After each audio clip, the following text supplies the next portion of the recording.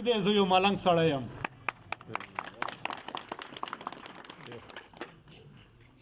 ټولو نه مخکې د بلندخیلو قوم مشران او کشران او ځوانان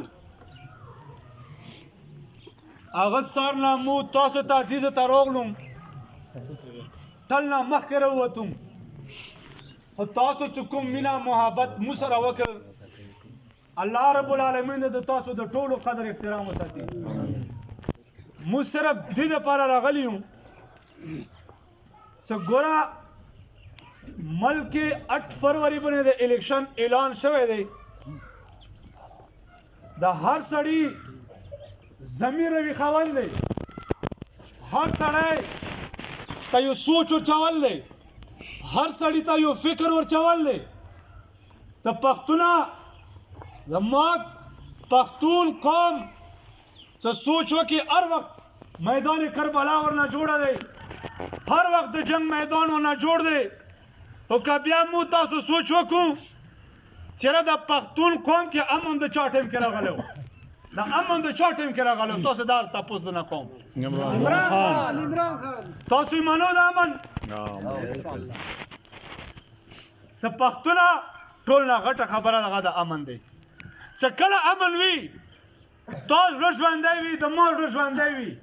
یو بل سره کینو مینه محبت خوند کوي خو چې کله امن نه وي خانه جنگي وي حالات خراب وي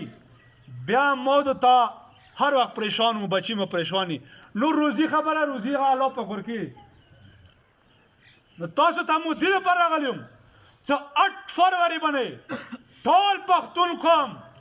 یو بلندخیلو قوم نه ټول پښتون قوم به د عمران خان په باره کې فیصله کوي انشاءالله خوښه مو دی خوښه مو دی عمران خان د هغه سړی دی چې هر څنګه سړی وي خو مل نه بار را نه لانړ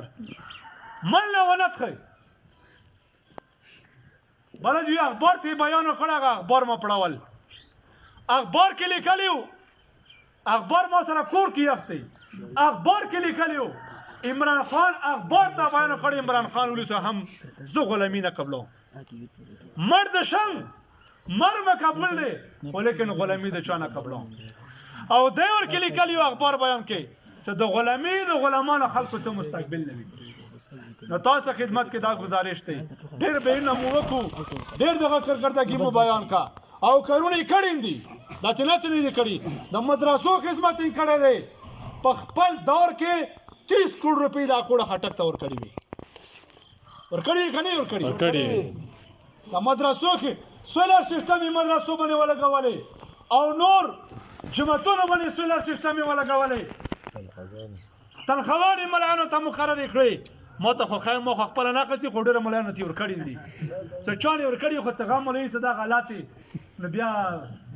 ته ته تنخوا خورې خو هغه خنزیر ولې نه خورې برای مهرباني 8 فروری باندې 8 فروری نن څومره تاریخ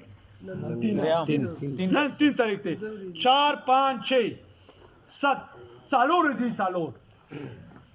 ورځې څه هر سړي ته پکار دی وروره عمران خان ته ووټ واچوه څه امن غواړي هلئ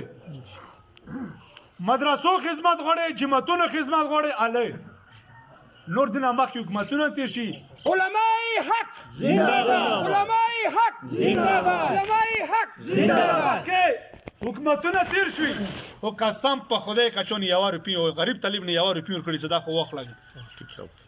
دا وخت لا دې ته خپله خرچه واچولی ما ته که څوک تنخوا راکړي دی چې سیاسي رشوت دی ته مانه سیاسي رشوت راکړه خو راکړه دی د خانه آباده که سیاسي رشوت راکړه خو راکړه خو ورکوی شي نه بس ورباندې ولما ولګوي برای مهرباني 8 فروری باندې لاسونه اوچت انشاءالله والعزیز 8 فروری باندې به ټول پی ټی آی ته که خیر انشاءالله ورچو بل انتخابي نشان د اورنګزیب سترګه دی انور ولا څه شي هغه بیا تاسو ورته